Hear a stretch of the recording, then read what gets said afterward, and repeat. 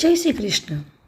ત્રયોદશી તિથિમાં સાયંકાળને પ્રદોષ કહેવાય છે અને પ્રદોષના સમયે મહાદેવજી કૈલાસ પર્વતના રજત ભવનમાં નૃત્ય કરે છે અને દેવતાઓ તેમના ગુણોનું સ્તવન કરે છે. તેથી ધર્મ, અર્થ, કામ અને મોક્ષની ઈચ્છા ધરાવતા પુરુષે પ્રદોષમાં નિયમપૂર્વક ભગવાન શિવજીની પૂજા, હોમ, કથા અને ગુણગાન કરવા જોઈએ. દરિદ્રતાના અંધકારથી અંધ અને ભાવસાગરમાં ડૂબેલા સંસાર ભયથી ભયભીત મનુષ્યને માટે આ પ્રદોષ વ્રત પાર ઉતારનારી નૌકા છે. ભગવાન શિવની પૂજા કરવાથી મનુષ્ય દરિદ્રતા, મૃત્યુ, દુઃખ અને પર્વત જેવા ભારે ઋણભારને શીઘ્ર દૂર કરીને સંપત્તિઓથી પૂજાય છે. આમ જ્યારે ત્રયોદશી તિથિ સાથે પ્રદોષકાળ શનિવારના દિવસે આવે ત્યારે શનિ પ્રદોષ વ્રત કહેવાય છે અને આજે આ શનિ પ્રદોષ વ્રતનો પાવન દિવસ છે. આ દિવસે ભગવાન શિવ સાથે હનુમાનજીની પણ પૂજા આરાધના કરવી જોઈએ, જેનાથી સંકટ, દરેક પ્રકારના કષ્ટો દૂર થાય છે. સંકટ મોચન હનુમાનજી પોતાના ભક્તોની રક્ષા કરે છે. પ્રદોષ વ્રતમાં સાયંકાળે ભગવાન શિવજીની ભક્તિથી યુક્ત મનુષ્ય ચાંડાળ, પુલક્ષ, નારી, પુરુષ અથવા નપુંસક કોઈ પણ કેમ ના હોય, તરત જ સંસાર બંધનથી મુક્ત થઈ જાય છે. જેમના હૃદયમાં શિવની લેશ માત્ર પણ ભક્તિ છે તે સમસ્ત દેહધારીઓ માટે વંદનીય છે. તો ચાલો આજના શનિ પ્રદોષ વ્રતના પાવન દિવસે શનિ પ્રદોષ વ્રત કથા સાંભળીએ.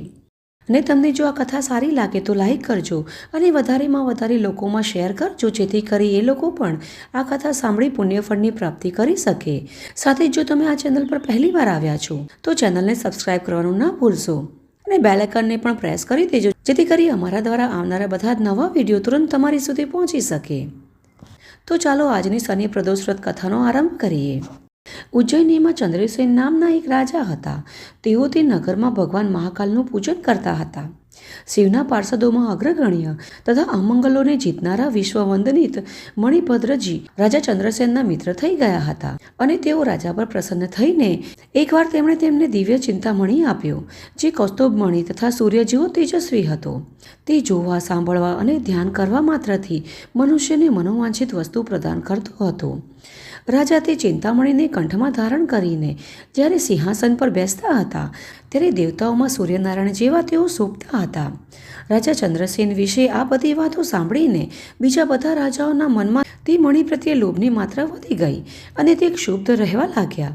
તેથી એકવાર તે બધા રાજાઓએ મળીને મોટી સેના સાથે ક્રોધપૂર્વક ધરતીને ધ્રુજાવતા આક્રમણ કરીને ઉજ્જૈન નગરીને ઘેરી લીધું અને પોતાના નગરને શત્રુઓ દ્વારા ઘેરાયેલું જોઈને ચંદ્રસેન ભગવાન મહાકાલના શરણમાં ગયા અને મનને સંદેહ રહિત કરીને દ્રઢ નિશ્ચય સાથે ઉપવાસપૂર્વક રાત દિવસ અનન્ય ભાવથી ભગવાન ગૌરીપતિની આરાધના કરવા લાગ્યા.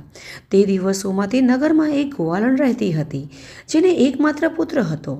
તે વિધવા હતી અને ઉજ્જૈનમાં ઘણા સમયથી રહેતી હતી.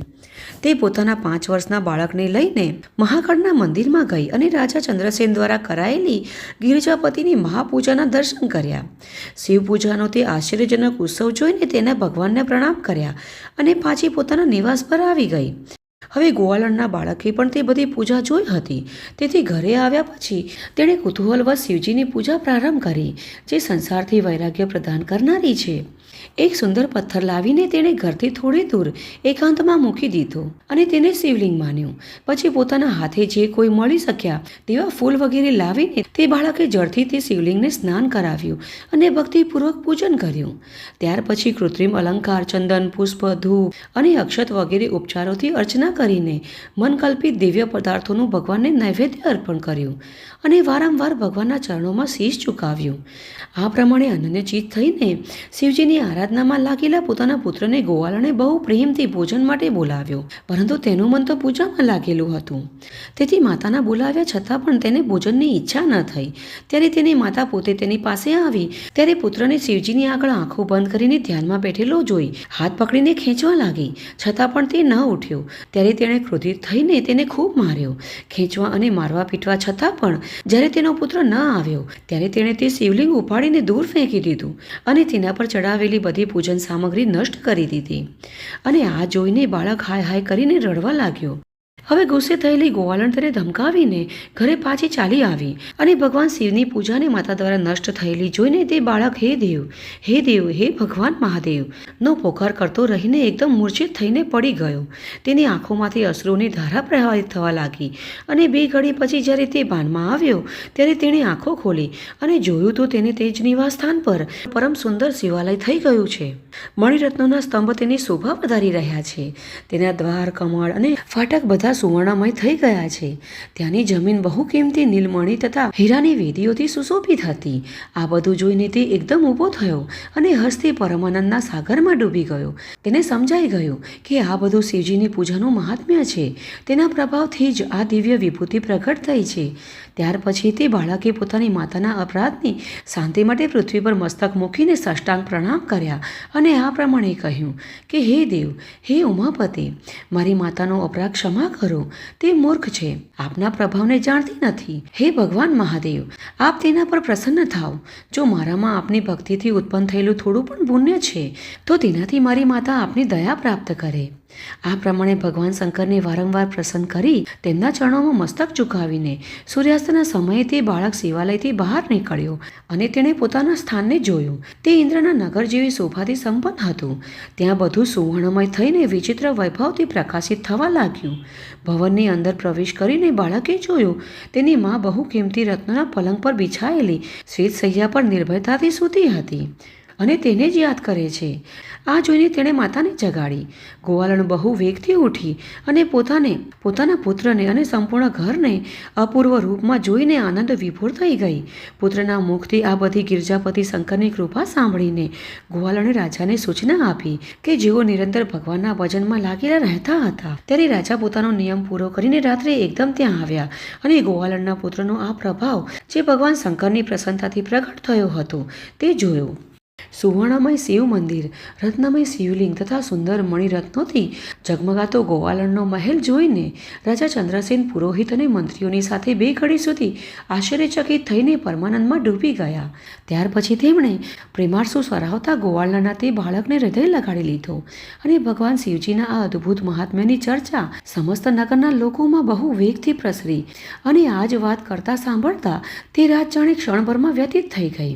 હવે યુદ્ધ માટે આવેલા અને નગરને ચારે બાજુથી ઘેરીને ઊભા રહેલા રાજાઓએ પણ પ્રાતઃકાળે દૂતના મુખેથી આ પરમ અદ્ભુત સમાચાર સાંભળ્યા.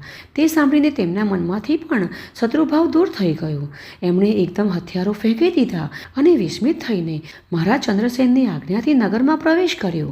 તે રમણીય નગરમાં પ્રવેશ કરી ભગવાન મહાકાલને પ્રણામ કર્યા પછી બધા રાજાઓ તે ગોવાલણના ઘરે આવ્યા. ત્યાં રાજા ચંદ્રસેને આગળ આવીને તેમનું સ્વાગત કર્યું. તેઓ કિંમતી આસનો પર બેઠા અને પ્રેમપૂર્વક આશ્ચર્ય વ્યક્ત કરી આનંદિત થયા અને ગોપાલ પર કૃપા કરવા માટે સ્વતઃ પ્રગટ થયેલા શિવાલય અને શિવલિંગના દર્શન કરીને જ્યારે બધા રાજાઓએ ભગવાન શિવને પોતાની ઉત્તમ બુદ્ધિનું સમર્પણ કર્યું અને તેમનામાં ભક્તિપૂર્વક મન લગાડ્યું, એ સમયે સર્વ દેવતાઓ દ્વારા પૂજિત પરમ તેજસ્વી વાનરરાજ હનુમાનજી ત્યાં પ્રગટ થયા. તેમના આવતાની સાથે જ બધા રાજાઓએ ત્વરિત ઊભા થઈને ભક્તિભાવથી વિનીત થઈને તેમને નમસ્કાર કર્યા. ત્યારે હનુમાનજીએ કહ્યું કે હે રાજાઓ, ભગવાન શિવની પૂજા સિવાય દેહધારીઓ માટે બીજી કોઈ ગતિ નથી. આ મોટા સૌભાગ્યની વાત છે કે આ ગોપ બાળકે શનિવારે પ્રદોષના સમયે મંત્ર વિના શિવજીનું પૂજન કરીને તેમને પ્રાપ્ત કરી લીધા. શનિવારે પ્રદોષ વ્રત દેહધારીઓ માટે દુર્લભ છે અને કૃષ્ણ પક્ષમાં તો આ યોગ અતિ દુર્લભ છે. ગોપવંશની કીર્તિ વધારનાર આ બાળક સંસારમાં સર્વાધિક પુણ્યાત્મા છે. આ બાળકની વંશ પરંપરામાં 8મી પેઢીમાં મહાયશસ્વી નંદ ઉત્પન્ન થશે, જેમને ત્યાં સાક્ષાત ભગવાન નારાયણ તેમના પુત્ર રૂપે પ્રગટ થઈને શ્રી કૃષ્ણ નામે પ્રસિદ્ધ થશે અને આજથી આ ગોપનંદન સંસારમાં શ્રીકર નામે વિખ્યાત થશે. આમ અંજની નંદન હનુમાનજી આ પ્રમાણે કહીને તે ગોપ બાળકને શિવ ઉપાસનાના આચાર વ્યવહારોનો ઉપદેશ આપીને ત્યાંથી અંતર ધ્યાન થઈ ગયા અને તે બધા રાજા પણ હર્ષપૂર્વક મહારાજ ચંદ્રસેનની આજ્ઞા લઈને પોતાના નગરમાં ચાલ્યા ગયા. ત્યાર પછી મહાતેજસ્વી શ્રીકર પણ હનુમાનજીનો ઉપદેશ મળતા જ ધર્મજ્ઞ બ્રાહ્મણોની સાથે ભગવાન શંકરની આરાધના કરવા લાગ્યો. અને યથા સમયે રાજા ચંદ્રસેન તથા ભક્ત શ્રીકર ગોપ બંનેએ ભક્તિપૂર્વક શિવ આરાધના કરી પરમપદ પ્રાપ્ત કર્યું. તો આ પ્રમાણે આ પરમ પવિત્ર ઉપાખ્યાન કહેવામાં આવ્યું છે. આ ગોપનીય રહસ્ય છે. સુયશ તથા પુણ્ય સમૃદ્ધિને વધારનારું છે તથા ગૌરીપતિ ભગવાન શિવના ચરણવિંદોમાં ભક્તિભાવથી વૃદ્ધિ અને પાપ રાશિનું નિરાકરણ કરવાવાળું છે. તો આ હતી આજની અમારી શનિ પ્રદોષ વ્રતની કથા અને અમને આશા છે કે આ કથા તમને સારી લાગી હશે. જો તમને આ કથા થોડી પણ સારી લાગી હોય તો કોમેન્ટમાં હર હર મહાદેવ એકવાર જરૂર લખજો. તો ચાલો આવી જ વૈદિક અને પ્રમાણભૂત કથાઓ સાથે ફરી મળીશું. જય શ્રી કૃષ્ણ.